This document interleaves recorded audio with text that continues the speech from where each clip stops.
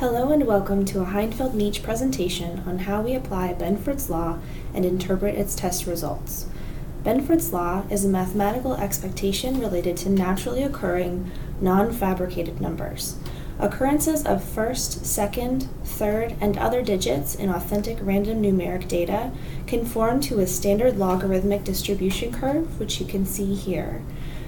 Fabricated data will not conform to this curve. And you'll be able to see this expected distribution as we go through the example in this video presentation. Here is an example of the expected curve we want to see for all Benford's distributions, where we can see a first digit beginning with 1 occurs about 30% of the time. A first digit occurring as 2 happens about 17.6% of the time, and so on and so forth down, which gives us the logarithmic curve we are looking for. So for this demonstration, we'll be using the debit amount column from a client's detail ledger. And the first thing to keep in mind when running Benford's on a data set is that Benford's law cannot be run on just any type of numeric data. These tests are only appropriate for unrestricted and continuous number sets, like credit card transactions, purchase orders, journal entries, and accounts payable transactions, which have no imposed limits. If the numbers in a data set are restricted by a maximum or a minimum number, for example, if you have payroll data, which has an hourly wage rate cap, that data set is not appropriate for the application of Benford's law. There must also be a sufficient amount of data on which to run the tests. So data sets with less than 500 records are also not suitable for Benford's law because they're far less likely to be representative of the expected distribution and can reveal too many spikes or false positives. Once we determine that a data set is appropriate for Benford's law, up to 7 tests can be run on a variety of digit combinations. Heinfeld-Meach uses an audit analytics software called IDEA to perform these tests, and once completed, we have to interpret the results. So we're going to go through each of these tests in IDEA and what the results of each test could mean. This is the result of our first test, which is for the first digit only. And this is for another test, the second digit only. The first digit and second digit tests are the most high level. They provide a count of each first digit and each second digit of a numeric field, respectively. And they detect potential abnormal duplications of these digits. So there are 4 potential results for these tests: close conformity, acceptable conformity, marginally acceptable conformity, and non-conformity. The less the dataset conforms to its expected distribution curve, the higher the likelihood that there are data integrity issues which need to be further investigated, particularly if you're looking at pricing data. Neither of these tests are used for sampling due to the high number of false positive records that could be returned, but they are a good indicator of things to look at.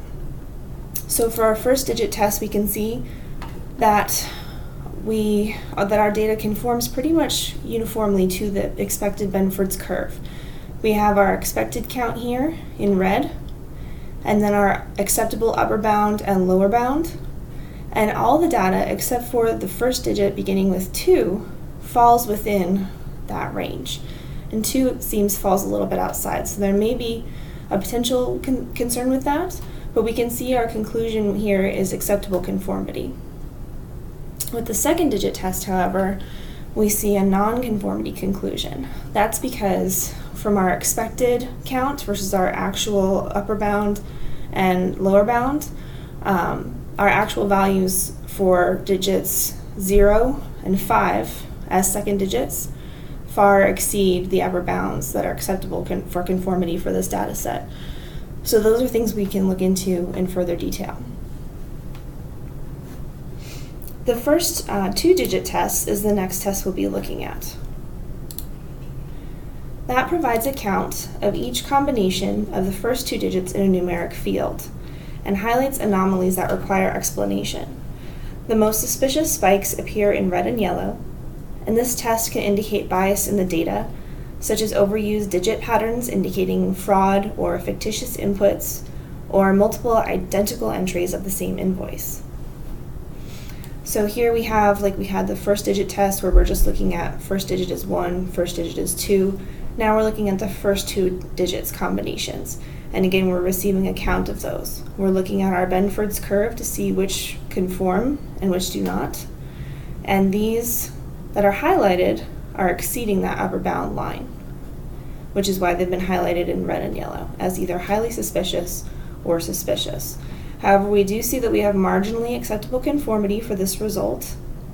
So it's something to keep in mind that that could just be an indicator of maybe the data is skewed, not because there's a problem with it, but because there's just an overrepresentation that can be easily explained. And that's why we look into the results of these tests in further detail. The summation test is similar to the first 2 digits test, but instead of providing a count of the occurrences of the first 2 digits, like the other tests we've looked at so far, it provides the total sum of each first 2 digit combination in a numeric field. So if you have 40 transactions for $20, that will show up in the first 2 digits under 20. And then it will show up in the summation test as the sum of those 40 $20 transactions. And that may create a suspicious looking spike in the 20 column. So the most suspicious spikes outside of the expected threshold, again, appear in red and yellow. And we like to use the first 2 digits test and the summation test in conjunction to select audit targets for further review. The second order test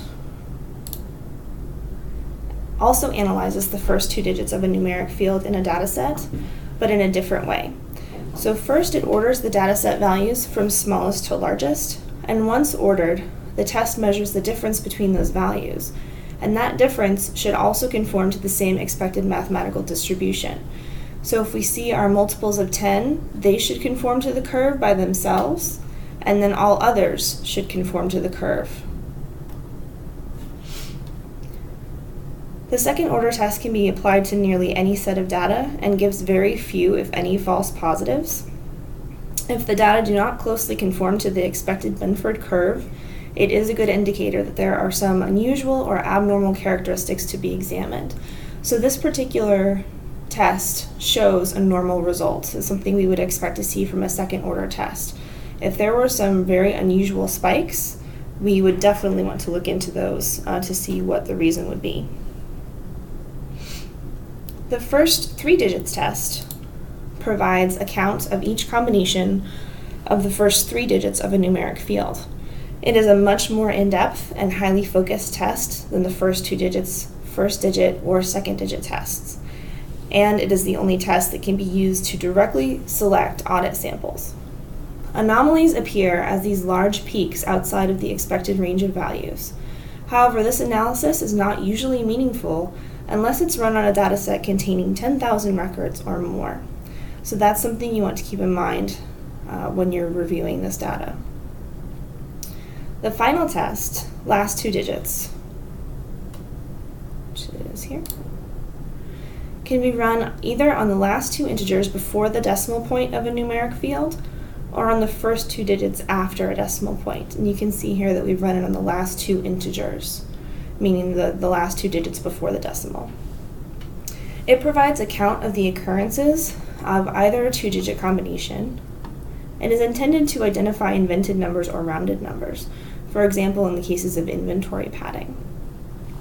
So that is a general overview of all of the Benford's tests, and this is what we use to evaluate client data for data integrity issues, or number rounding, or overrepresentation, or even fraud. Thank you.